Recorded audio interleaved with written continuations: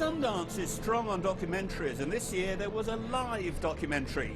The director provided narration and the famed Kronos quartet performed. The aim of this endeavour was, among other things, to tell the story of the Kronos quartet. This is Sunny up on the screen, and here is David, John, Hank, and I playing down there. Among the many documentaries shown at Sundance, A Thousand Thoughts could be seen as an expanded cinema performance. It comes from a man who's mounted similar live documentaries. The way I usually answer to people is it's sort of all the elements of a film, but it happens live. So there's images up on the screen, and I am on stage narrating, and there's a band or music group performing the live soundtrack. A Thousand Thoughts is a portrait of the Kronos Quartet, a kind of loose portrait. It's not a definitive biopic. It uses a portrait of them to get at bigger ideas about time and the ephemeral nature of music and life and the power and resilience of the human spirit. The internationally recognized Kronos Quartet was founded over 40 years ago in San Francisco, and A Thousand Thoughts presents testimonies from several celebrated contemporary composers and artists, all of whom have at one point collaborated with the string quartet.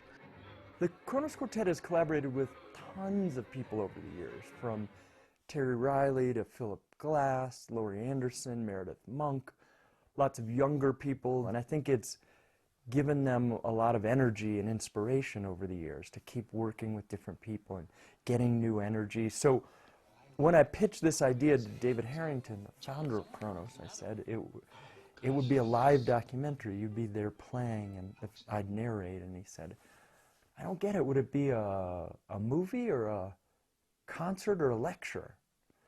And I said it would kind of be all three. And he said, I love it. Let's do it. On screen, the audience sees footage of Sam Green going through the Kronos Quartet's vast archive.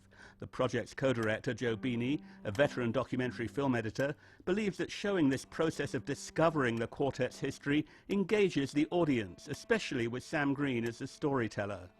Here's another quote that I like, this one from Robert Frost. In 3 words, I can sum up everything I've learned about life. It goes on. I liked in Sam's thing that he's a character. I saw one of his shows. I really liked him as a character. I like those kind of films where it's through someone's eyes. It's an effect, it's a device, if you will, that I know works in documentary. It's discovery. So when I found this out, and then I found that out, and then I found this out, and then I found that out. It's very generous, in my view, it's very, very generous to the audience, because they go on that journey with you. As Sundance audiences emerged from the event, they were very impressed. I think it's really cool. It's a lot more interactive, and you get to kind of feel the presence of the artists that are there and their emotion that they bring with the piece. It's really cool. Unbelievably special, life-affirming.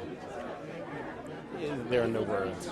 You know, when we think of a string quartet, we usually think of 4 elderly gentlemen in black tie and tails, but that's not what the Kronos String Quartet is all about. You can't watch this on Netflix, you can't watch it on YouTube. You have to be there and you have to be present. More and more, all of our devices and the way we consume culture is pushing us to being alone. And I think in the world today, being with other people, being in a room with strangers and having a kind of collective experience is actually important and is actually profound.